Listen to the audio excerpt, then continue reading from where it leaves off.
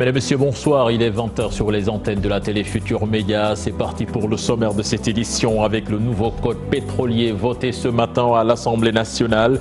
Un nouveau code qui répond aux exigences de transparence dans la gestion des ressources extractives selon le ministre du Pétrole et des Énergies. Pour les députés de l'opposition, ce code est tout sauf transparent.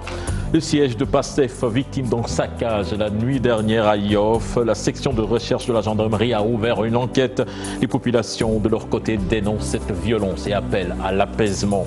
Les étudiants de l'université Hassan Sek de Ziguinchor décrètent 72 heures de grève. Ils réclament la finition des chantiers en cours dans le campus pédagogique à Kolda. C'est une salle de classe en hutte qui a pris feu. Et puis le cri du cœur de la Ligue sénégalaise de football professionnel. Le contrat de diffusion signé avec StarTimes sur le point d'être rompu. Saher Seck demande l'intervention du chef de l'État. Voilà le sommaire de ce 20h. Dans quelques instants, le développement.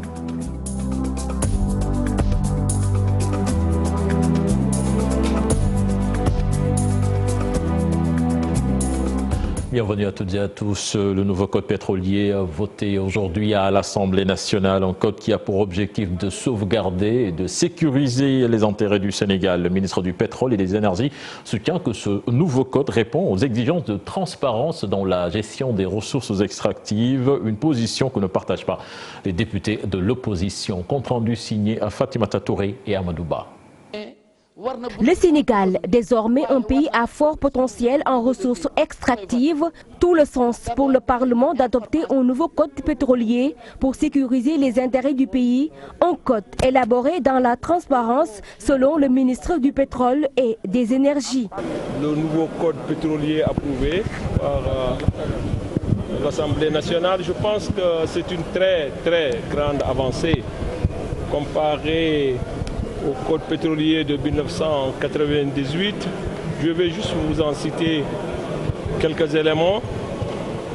Côté de la transparence, où aujourd'hui, avec la référence à l'ITE, où le Sénégal a été membre depuis 2013, donc toutes les exigences de l'ITE ont été reprises dans le code pétrolier. Aujourd'hui, les contrats ne seront plus donnés à des personnes physiques, mais à des personnes morales. Le ministre précise que ce code est en adéquation avec le Code général des impôts. L'autre avancée, c'est aussi au niveau même du contenu local, donc l'adéquation de ce code pétrolier avec le Code général des impôts. Aujourd'hui, toutes les sociétés qui viendront seront sujettes à l'impôt, donc il n'y a plus d'exonération, ce sera une jurisprudence. Même si le présent code est adopté, l'opposition parlementaire émet des réserves sur la transparence. La transparence fait réellement défaut dans ce nouveau code pétrolier. Je me rappelle, le 5 janvier dernier, le président de la République avait émis le souhait de faire voter ce code dans les plus brefs délais. Aujourd'hui, c'est chose faite et c'est vraiment déplorable. Ce code remplace la loi N9805 du 8 janvier 1998 portant code électoral, une manière pour le Sénégal de mieux préserver ses intérêts sur le plan international. Vous l'annoncez dans les titres de cette édition, saccage du siège de PASTEF à Yoff la nuit dernière. La section de recherche de la gendarmerie a ouvert une enquête. Elle a procédé au constat ce matin pour l'administrateur de PASTEF, Biran Souley Diop. Ces actes de vandalisme ne passeront pas. Un reportage signé sur place, Mambiram Diouf et Amadou Ba. Le saccage des lieux renseigne de la virulence des actes posés et laissés derrière eux par les nervis. Nous avons été informés que des nervis, alors j'ai entendu qu'ils étaient encagoulés, ils ne l'étaient pas du tout. Donc ils se sont présentés au siège avec des coupes et des haches pour attaquer les gens qui étaient au niveau du siège. Ils ont cassé tout ce qu'il y avait comme outils et mobilier. Ordinateurs, tables, chaises, tout ce qu'il y a comme instrument à l'intérieur, ils l'ont cassé. Des propos tenus par le vigile et rapportés par Biram Souley Diop apparaît, dit-il, un plan mûri par les casseurs dont le but, eux et leurs commanditaires, est d'intimider et de saboter. Et ils auraient déclaré que le siège devra quitter Yoff parce que Yoff appartient à un de leurs responsables politiques. Ils ont cité, donc le préposé à la sécurité a bien cité le nom d'Abdoulaye Diouf Sarr. Hier, à l'ouverture du siège de Yoff, de la commune de Yoff, ils se sont présentés là-bas pour la même chose. Ils ont perturbé, on ne les a pas suivis du tout. Alors, du tout. C'est alors le soir qu'ils sont revenus ici pour perpétrer cet acte odieux. La section de recherche de la gendarmerie qui s'est saisie de l'affaire présente sur les lieux dans le cadre de l'enquête permettra à la justice de faire la lumière. Nous, on a informé la gendarmerie et on fait confiance à leur professionnalisme. Nous savons que ces gens-là seront retrouvés parce qu'ils dérouleront les enquêtes. C'est des professionnels, ils vont dérouler des enquêtes et les conclusions, on les attend. Du coup, il appelle au calme leurs militants. On fait confiance à la justice, donc PASTEF ne fera aucune réaction en dehors de la réaction adressée à la justice. Énième attaque dont ils sont victimes, ajoute Biram Souleye Diop, ce qui ne les décourage pas à poursuivre leur combat.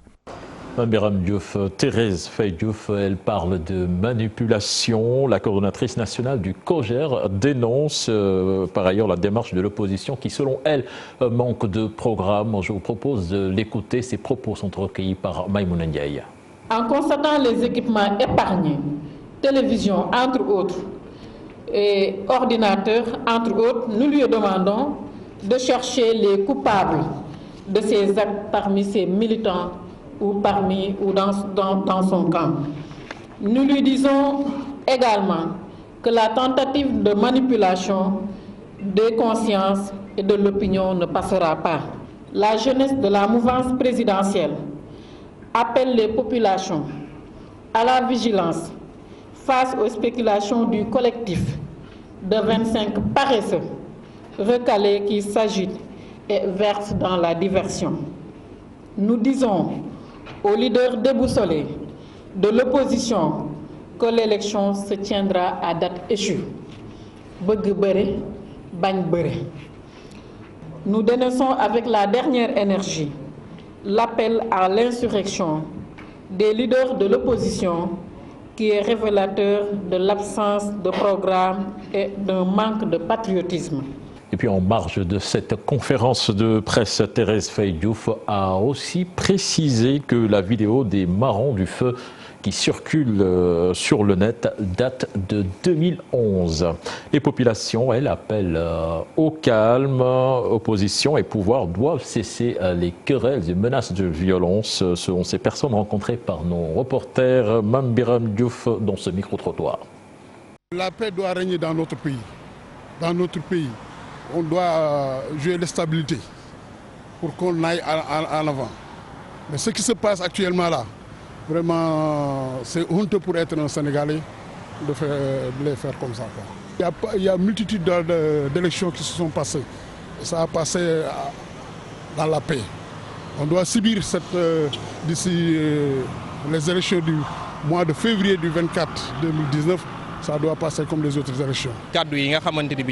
Les propos que tiennent des politiciens appelant à la violence ne doivent pas nous intéresser. Et je pense qu'on doit beaucoup y réfléchir. Nous ne laisserons personne nous embarquer dans ces violences. Et je pense que nous n'avons que notre carte et attendons le jour du vote pour accomplir tranquillement notre devoir.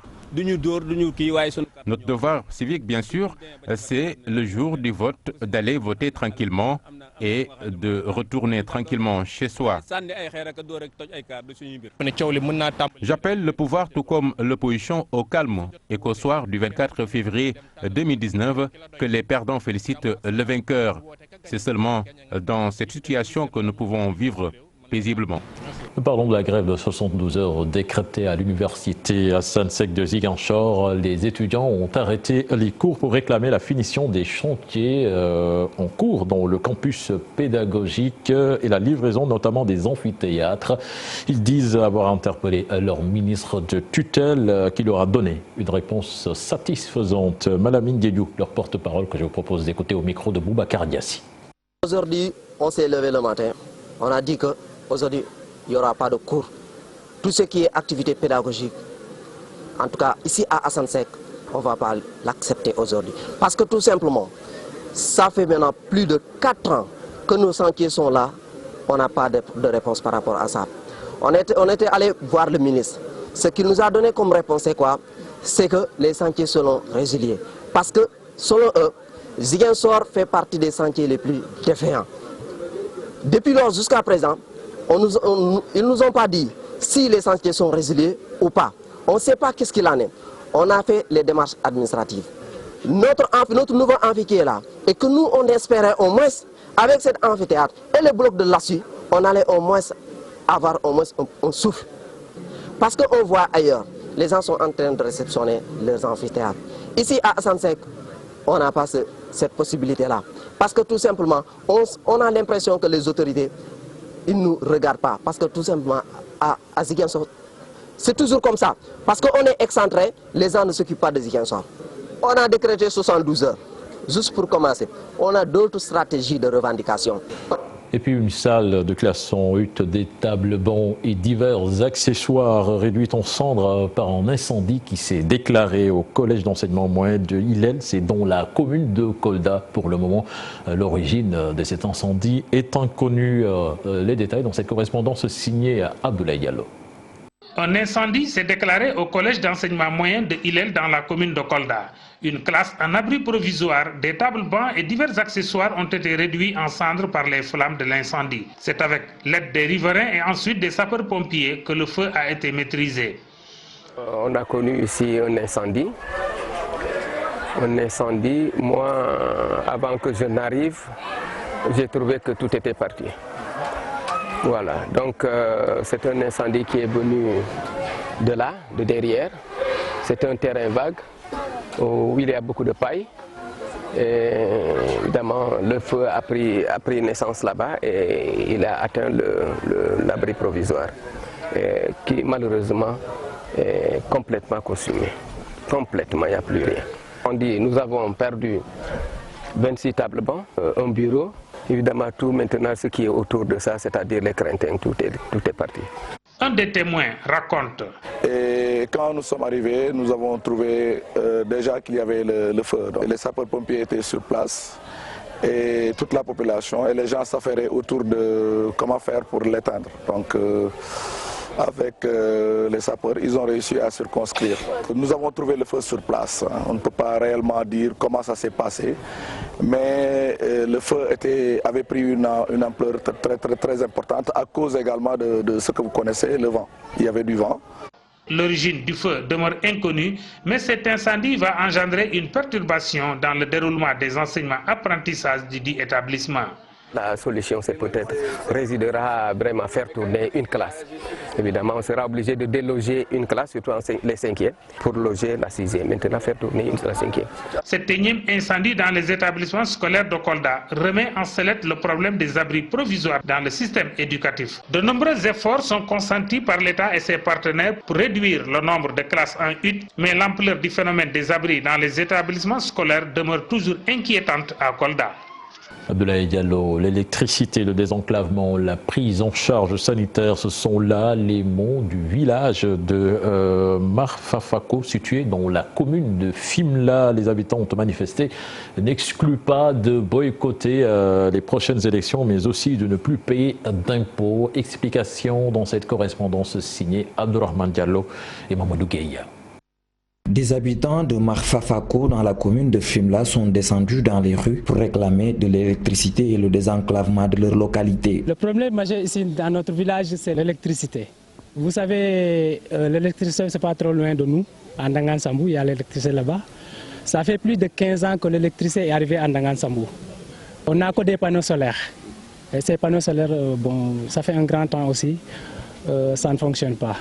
Ce sont les qui qu'on vous a montré là-bas, en fait, les centrales là. Nos élèves qui sont au collège, ils étudient à Marsoulou. C'est un village de 3 mètres de kilomètre. Ils marchent 3 mètres kilomètres pour aller à l'école. Et c'est très loin. En plus, la distance entre Marfafako et Marsoulou, il y a une forêt. Il y a une forêt qui est là-bas. Donc c'est pas sûr pour les enfants. De ce fait, nous réclamons un CM ici dans notre village quand même. Cette localité située dans la région de Fatick, les femmes souffrent énormément. Elles ne bénéficient pas de financement pour leurs activités. Financement On entend parler de financement dans ce pays, mais nous, à notre niveau, on n'a jamais reçu d'argent. Pour ce qui est de la santé, imaginez les enfants de 0 à 5 ans ne payent plus, les personnes âgées aussi, mais les remboursements tardent toujours à venir. Ce sont les immigrés de la localité qui nous fournissent de médicaments, donc on se sent oublié par les autorités. Et si toutefois leur doléance n'est pas réglée, les habitants de Marfafako ne comptent plus payer les impôts et prévoient de boycotter la prochaine présidentielle.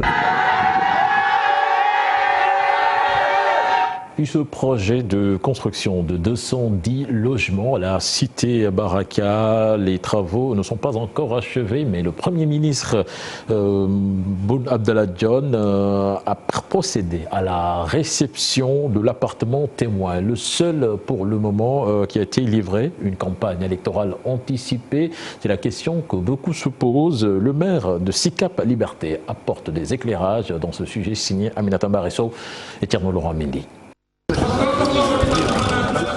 Un déplacement du Premier ministre à la cité Baraka, le chef du gouvernement est venu réceptionner cet appartement témoin qui devra remplacer des maisons en baraque. Ce projet est en soi un laboratoire. C'est un laboratoire dans le partenariat entre l'État du Sénégal, les ONG internationales et nationales, le secteur privé international et national, pour justement promouvoir le renouveau urbain dans notre pays. Un appartement achevé sur une centaine encore en chantier. La cérémonie donne l'impression d'une campagne déguisée. La visite de l'appartement témoin est une étape dans la construction. Et c'est cette étape-là que nous avons voulu marquer.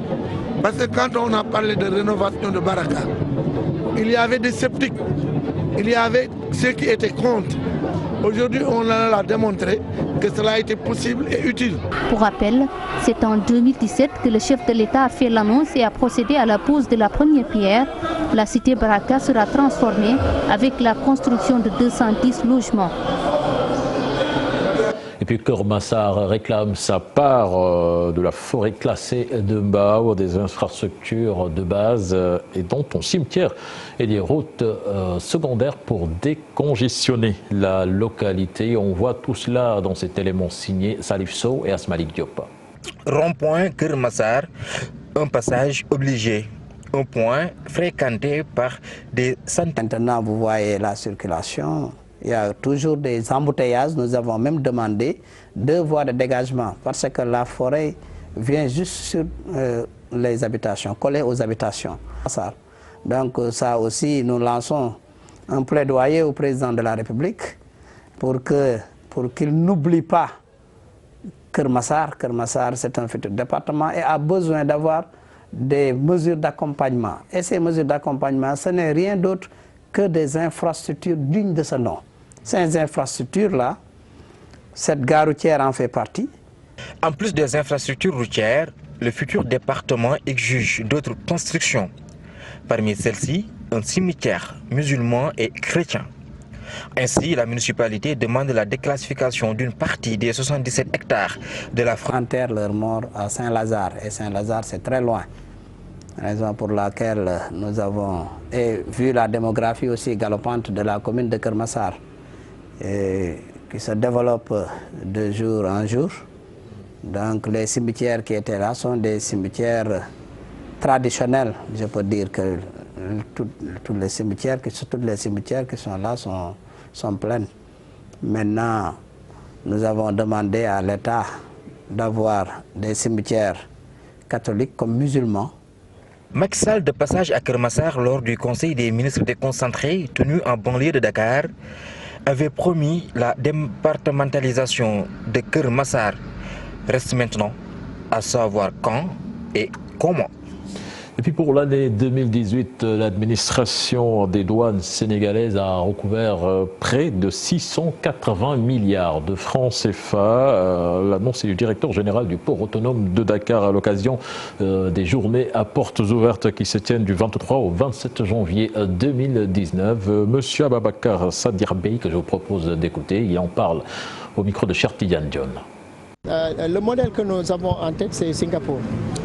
Singapour est un pays de moins de 6 millions d'habitants et qui est le plus grand port de transportement au monde, où 85% des conteneurs qui y arrivent ne rentrent pas dans le pays. Ils subissent de la transformation et ils repartent. Donc, et ça, le Singapour l'a obtenu à travers ces 4 facteurs-là dont j'ai parlé. Donc il y a le climat qui est favorable, il y a aussi les investissements dans les infrastructures publiques, il y a la qualité des ressources humaines et la position géographique. Tous ces atouts-là, nous les avons.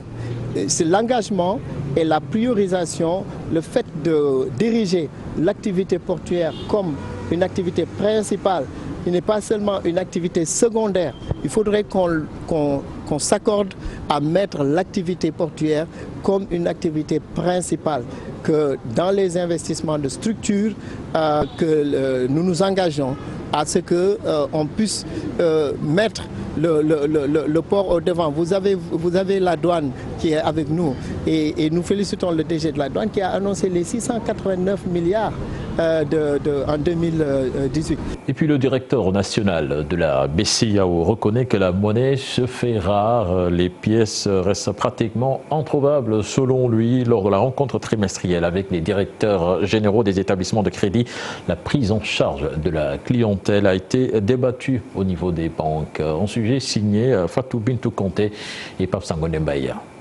Avoir de la monnaie est devenu un véritable parcours du combattant. En ces temps qui courent, les pièces se font rares. Le directeur national de la BCEAO explique les raisons. Quand on a demandé aux gens sur un échantillon très représentatif sur Dakar, 81% des gens disent qu'ils payent avec des espèces. Donc c'est un problème de comportement sociologique. Les gens ont l'habitude de manier du cash et non de sortir sa carte bancaire, de sortir son porte-monnaie électronique et de payer avec. Et donc, encore une fois, une question d'éducation financière. Et pour pallier à cela, ce banquier estime que les Sénégalais doivent changer de comportement en adoptant une éducation financière responsable. Il faut que les comportements changent et c'est là-dessus que la Banque centrale, en tout cas, est disposée en relation avec les médias et la PBF à faire de sorte qu'il y ait un réflexe de payer de façon électronique et non de continuer à utiliser le cash. Lors de cette rencontre trimestrielle avec les directeurs des établissements de crédit est ressortie l'enquête réalisée auprès des usagers bancaires sur les services rendus. L'enquête de satisfaction faite par l'Observatoire a fait ressortir des mesures d'insatisfaction, mais c'est de la perception. C'est de la perception. Il est clair que les banques ne peuvent pas mettre sans guichet. Si tout le monde veut venir retirer à la fin du mois, on vous vire votre salaire, vous allez vous vider tout. Alors qu'il y a les cartes bancaires, il y a les GAP, il y a la possibilité d'utiliser un chèque, etc., etc. L'accès des PME et PMI au crédit sera rendu plus facile avec la mise en place d'un dispositif d'accompagnement de ces entreprises afin de les faciliter l'accès au crédit au niveau des institutions financières. Et puis renforcer les capacités par des ressources humaines de qualité au cœur des préoccupations du professeur Magaye Gueye. Il est le nouveau président du Collège ouest-africain des chirurgiens pour une durée de 2 ans. Une décision qui découle de la 59e conférence des chirurgiens venue présider la cérémonie de clôture. Le président Macky Sall a marqué son engagement au collège en promettant la construction d'un centre de chirurgie au Sénégal dans les meilleurs délais. Compte rendu signé Koumba Matlo et Mohamed Dia. Le professeur Magaye Gueye est le nouveau président du Collège ouest-africain des chirurgiens. Il succède au professeur Yveline Agbo pour une durée de 2 ans. Un honneur selon le professeur Gueye. Je pense que c'est une fierté. Je pense que les francophones que nous sommes n'apprécions pas à sa juste valeur d'être président du Collège des chirurgiens. Quand on va chez les Nigérians, devenir le président du collège est une consécration. Une mission qu'il compte mener à bien en renforçant l'accessibilité pour un service de chirurgie de qualité. Ce qui m'importe le plus pendant ce mandat, c'est d'accélérer l'intégration dans la sous-région entre les francophones, les anglophones, mais aussi les lusophones. Parce que n'oublions pas que nous avons 2 pays qui parlent le portugais, le Cap-Vert et la Guinée-Bissau. Deuxièmement, soutenir certains pays, dont la Gambie, la Guinée-Bissau, le Libéria. Le président Macky Sall, quant à lui, a tenu à marquer son engagement au collège. J'ai pris l'engagement de le réaliser dans les meilleurs délais pour pouvoir doter à nos chirurgiens ou étudiants en spécialité chirurgie, non pas seulement au Sénégal, mais à travers la sous-région, de bénéficier des meilleurs standards. Et cela, maintenant, si vous voulez, on vous donne un terrain propre, si vous voulez, dans l'espace de l'université Amadou Mahtar Mbow. Maintenant, si vous voulez être indépendant, neutre et équidistant par rapport aux universités, on vous trouvera le terrain, ce n'est pas une difficulté et on le construira et on l'équipera, Inch'Allah. La 59e édition de la conférence du Collège ouest-africain des chirurgiens est officiellement clôturée. Il s'est tenu du 21 au 24 janvier.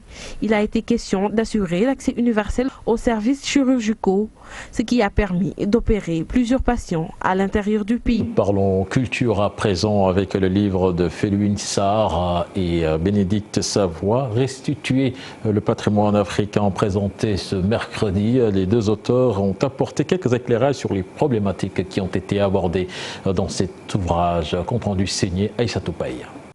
Restituer le patrimoine africain, un ouvrage où Felwine Sarr et Bénédicte Savoie dressent un premier inventaire des œuvres d'art spoliées par l'Occident. Plusieurs questions soulevées, dont celle de la réappropriation du patrimoine africain. Une autre question, est-ce que toutes les œuvres d'art ont vocation à être restituées? D'ailleurs, des conservateurs de musées d'Afrique ne veulent pas tout prendre.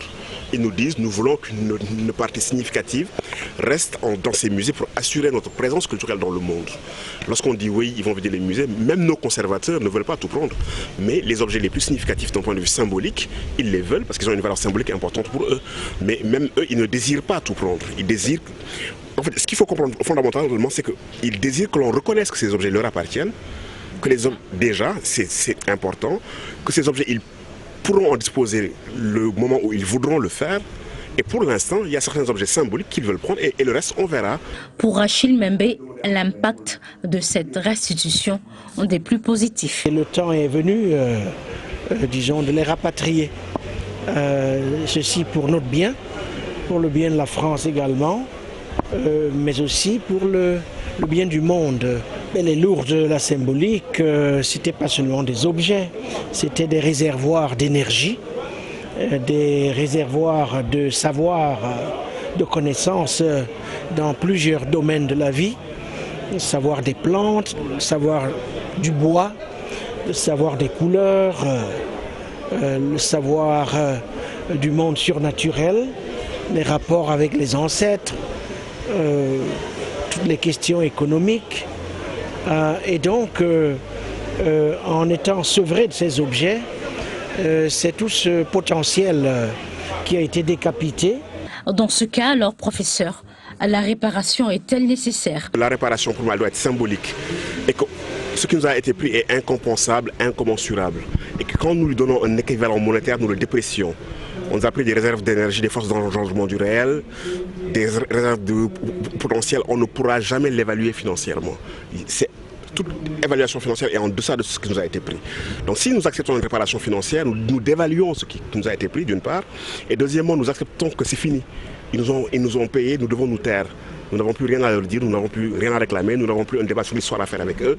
Et nous n'apprenons plus puisque la transaction a été faite et la transaction atteint la relation. C'est un piège de penser qu'en fait, il faut que l'on nous paye. Si on nous paye, on nous muselle, on nous dit nous sommes quittes. Une nouvelle page de l'histoire va être réécrite pour permettre aux Africains de réinventer leur relation avec l'autre.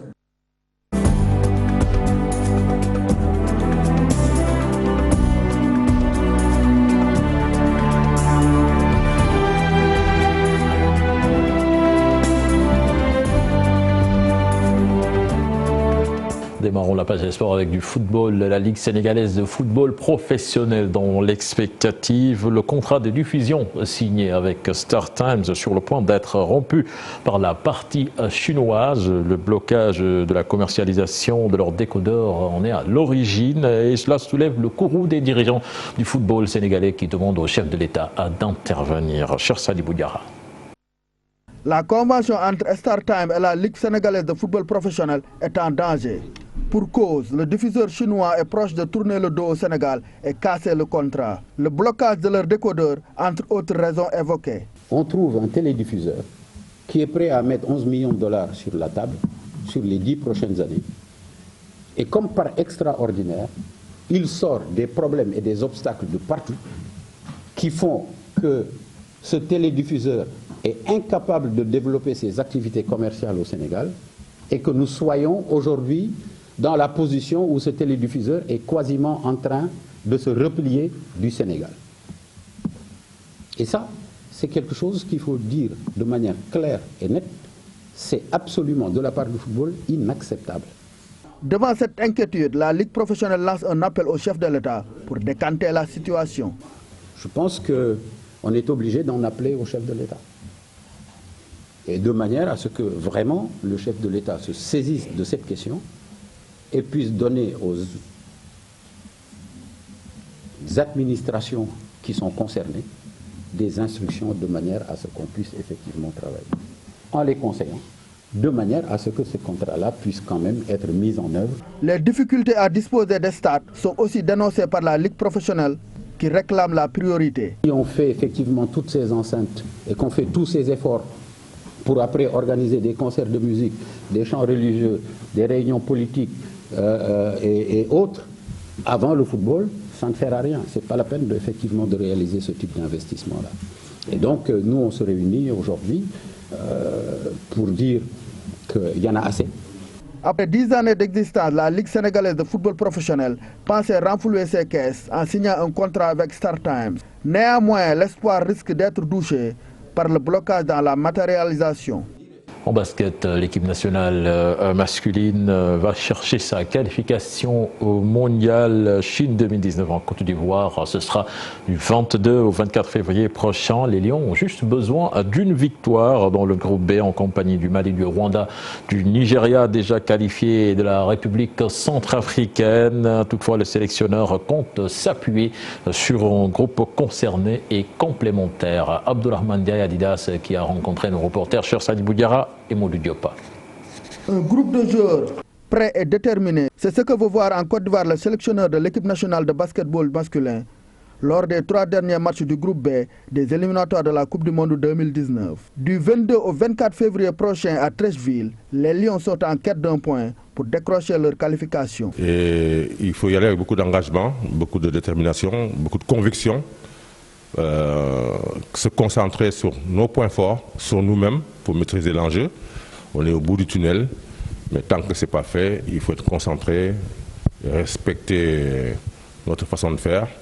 La liste des joueurs sélectionnés sera connue à la fin du mois de janvier. Abdourahmane Ndiaye annonce déjà qu'il va puiser dans son groupe élargi. C'est un groupe de 25 joueurs qu'on avait établi depuis le début, où on puise suivant les éliminatoires, suivant l'état de forme des joueurs, suivant la disponibilité des joueurs, suivant leurs blessures. Et bon, comme vous l'avez vu, ça n'a pas toujours été les mêmes joueurs qui ont fait les éliminatoires. Et c'est pour ça que c'est pas facile comme compétition. Vraiment, on va essayer de faire une bonne équipe où il y aura encore une fois des joueurs qui se battent pour l'intérêt collectif et puis qui ont le sens de l'unité et de l'intérêt général aussi de l'équipe. Et qui ont une pleine conscience de notre objectif. Et chacun doit apporter à ce niveau-là. Pour la préparation du tournoi, 2 entraînements au moins sont au programme à Dakar. On va essayer de voir un petit peu, en fonction de la liste qu'on a faite, les joueurs qui sont disponibles avant le 15 pour essayer de venir commencer l'entraînement.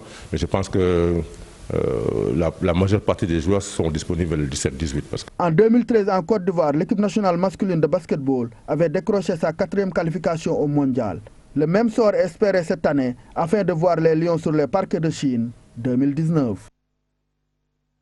Merci à vous, cher Sadibou Diarra. C'était le dernier élément de ce journal. Prochain rendez-vous pour l'information. Ce sera à 0h avec le tout en images. Excellente suite de programme en compagnie de la Télé Futur Média. Au revoir.